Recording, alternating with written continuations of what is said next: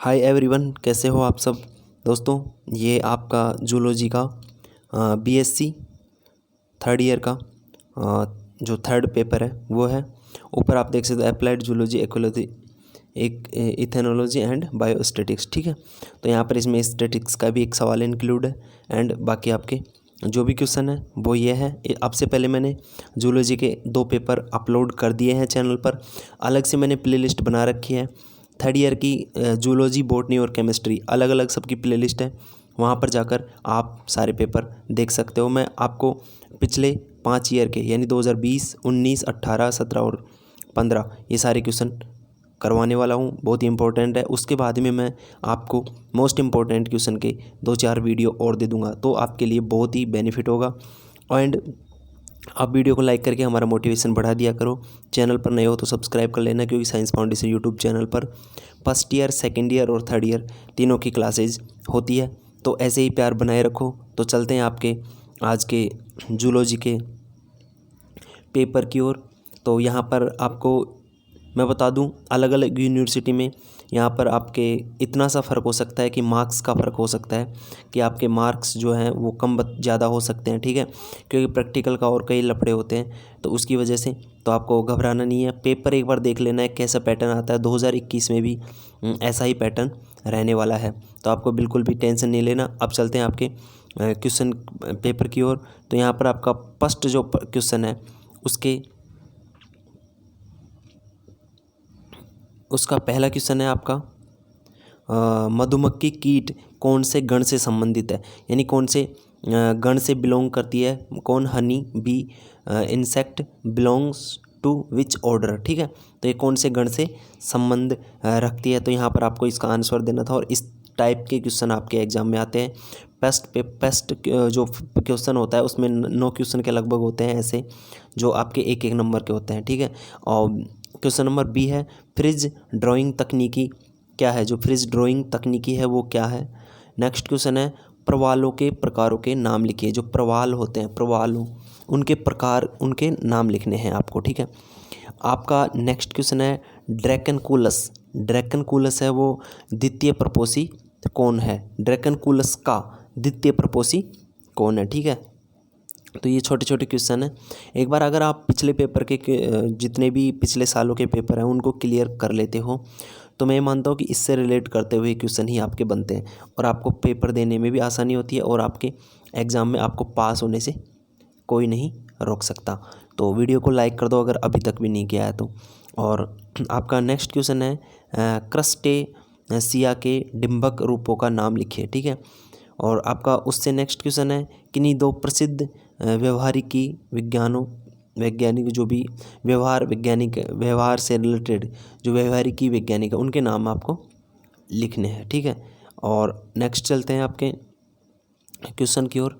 और यहाँ पर आपका क्वेश्चन है व्हाट इज़ द हैबिएशन। ठीक है, हैबिएशन यानी स्वाभाविक, जो आपका स्वाभाविककरण क्या है। ठीक है, नेक्स्ट क्वेश्चन है वर्निकी क्षेत्र किससे संबंधित है।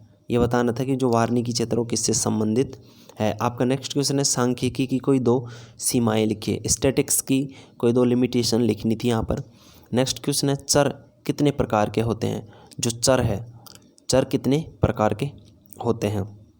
दोस्तों वीडियो तो बड़ा होगा, क्योंकि आपको भी पता है कि यहाँ पर क्वेश्चन 10 क्वेश्चन है, तो 10 क्वेश्चन में तो आपको एक एक चीज़ बताऊंगा, एक एक क्वेश्चन पढ़कर भी सुनाऊंगा, तो टाइम तो लगेगा।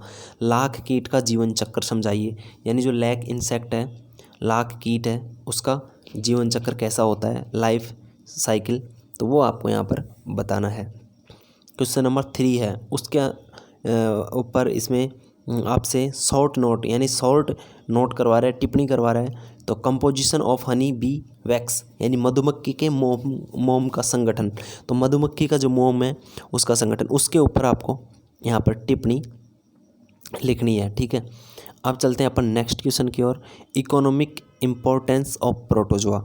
जो प्रोटोजोआ है उसका आर्थिक महत्व यहाँ पर आपको लिखना है। प्रोटोजोआ के आर्थिक महत्व को यहाँ पर आपको बताना था। और नेक्स्ट क्वेश्चन है आपका question number 4, right A note on applied insect control, यानी अनुप्रयुक्त कीट नियंत्रण पर यहाँ पर टिप्पणी लिखनी थी आपको, ये भी। और क्वेश्चन नंबर 3 में भी आपको टिप्पणी लिखनी थी। तो आपका जो पार्ट ए था उसमें आपके क्वेश्चन नंबर 1 था। पार्ट 2 है, इसके अंदर आपके 3 क्वेश्चन इंक्लूड है, 2 नंबर, 3 नंबर और 4 नंबर। अब आपका क्वेश्चन आता है, क्वेश्चन नंबर वो सेक्शन आता है बी और क्वेश्चन नंबर आता है 5। अधिगम की अवधारणा पर निबंध लिखिए, यानी कॉन्सेप्ट ऑफ लर्निंग जो अधिगम है उसके अवधारणा पर आपको क्या लिखना है, निबंध। क्वेश्चन नंबर 6 है, तो यहाँ पर भी आपको शॉर्ट टिप्पणी लिखनी है। और मैंने जूलॉजी के जितने भी पेपर अपलोड किए हैं वो ज़रूर से देख लेना, क्योंकि यहाँ पर आपको जूलॉजी के अगर ये क्लियर कर लेते हो सारे पेपर तो इनसे आपको बहुत ज़्यादा बेनिफिट मिलने वाला है। आप भी जानते हो प्रीवियस ईयर पेपर का कितना महत्व होता है। आप तो फर्स्ट ईयर सेकेंड ईयर पास करके आए हो यहाँ पर, तो आप तो यार बहुत ही एक्सपर्ट हो पहले से ही। और मैं मोस्ट इम्पोर्टेंट क्वेश्चन हैं उनके भी आपको क्लास दूंगा, कुछ क्लास आपको उसकी भी यहाँ पर बता देंगी। तो अधिगम की अवधारणा आपका 5 क्वेश्चन। और 6 नंबर का है बायोलॉजिकल राइथम, यानी जैविक जाल, जाल नहीं ताल। और फिरोमोनास इसके बारे में भी आपको टिप्पणी लिखनी है। अब चलते हैं आपके 7 और 8 और 9 और 10, यानी 4 क्वेश्चन और बाकी रह गए, तो उनकी ओर चलते हैं। तो आपका क्वेश्चन नंबर 7 है जीवों में संप्रेषण, जो जीव है उनके अंदर जो संप्रेषण है उस पर आपको लेख लिखना है। क्वेश्चन नंबर 8 है, यहाँ पर समंकों का आलेखीय चित्रों द्वारा प्रदर्शन, जो समंक है उनका आलेखीय चित्रों द्वारा क्या करना है, प्रदर्शन, यानी टिप्पणी लिखनी है इस पर, ठीक है। और क्वेश्चन नंबर 8 का सेकंड है सहसंबंध, इस पर भी आपको यहाँ पर टिप्पणी लिखनी थी। और क्वेश्चन नंबर 9 है दिए गए आंकड़ों से माध्य की गणना कीजिए। अब मैं आपको एक बार यहाँ पर पूरा दिखा देता हूँ। यहाँ पर आपके ये है आपका स्टैटिक्स का क्वेश्चन, ठीक है। तो ये क्वेश्चन आपको पूरे में से पूरे नंबर ला कर देता है। देखो मैं आपको समझा दूँ। क्वेश्चन नंबर 9 है, इसमें आप पूरे में से पूरे नंबर कैसे ला सकते हो, ऐसे ला सकते हो क्योंकि आपको पता है कि यहाँ पर इस क्वेश्चन को अगर आप फॉर्मूले के द्वारा कंप्लीट हल कर देते हो तो यहाँ पर आपको इसमें से पूरे नंबर मिलते हैं, एक भी नंबर नहीं कटता, ठीक है। तो यहाँ पर 6 नंबर का क्वेश्चन था, आपको इसके लिए माध्य का सूत्र फॉर्मूला याद होना चाहिए था।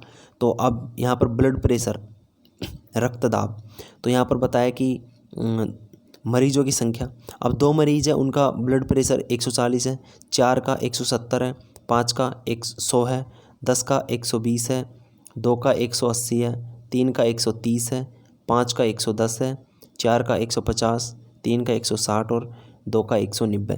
तो अब इनका माध्य ज्ञात करना है आपको, ये माध्य निकाल कर बताना था।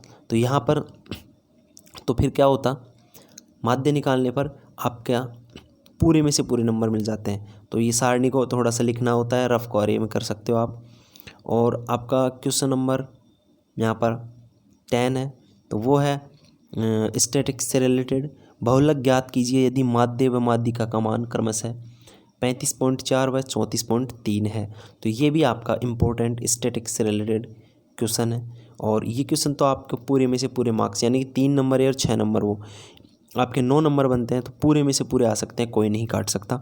और नेक्स्ट क्वेश्चन है दिए गए 8 मरीजों के सीरम में कोलेस्ट्रॉल की मात्रा के मानक विचलन की गणना कीजिए। अब यहाँ पर आपको दिए गए 8 मरीज हैं, उनके सीरम में कोलेस्ट्रॉल की मानक विचलन, तो स्टैटिक्स के 3 क्वेश्चन बनते हैं और इनके 12 नंबर, और इनमें से आपके 12 में से 12 नंबर आप लेकर आ सकते हो। अगर मानक विचलन का आपका फॉर्मूला आता है तो पूरे में से पूरे मार्क्स यहाँ पर भी आप कवर कर सकते हो।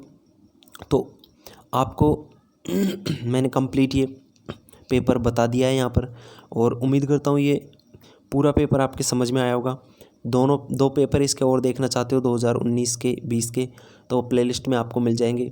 वीडियो को लाइक नहीं किया है, लाइक करो, और ज़्यादा से ज़्यादा थर्ड ईयर के स्टूडेंट को शेयर करो, ताकि यार जब तक लाइक कमेंट और शेयर ज़्यादा अच्छे नहीं आते तब तक हमको भी पढ़ाने में मज़ा नहीं आता। तो ऐसे ही अपना प्यार बनाए रखना।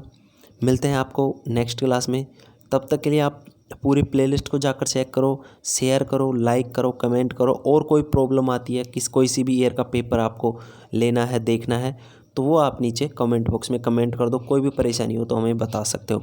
तो मिलते हैं आपको नेक्स्ट क्लास में, तब तक के लिए जय हिंद, वंदे मातरम।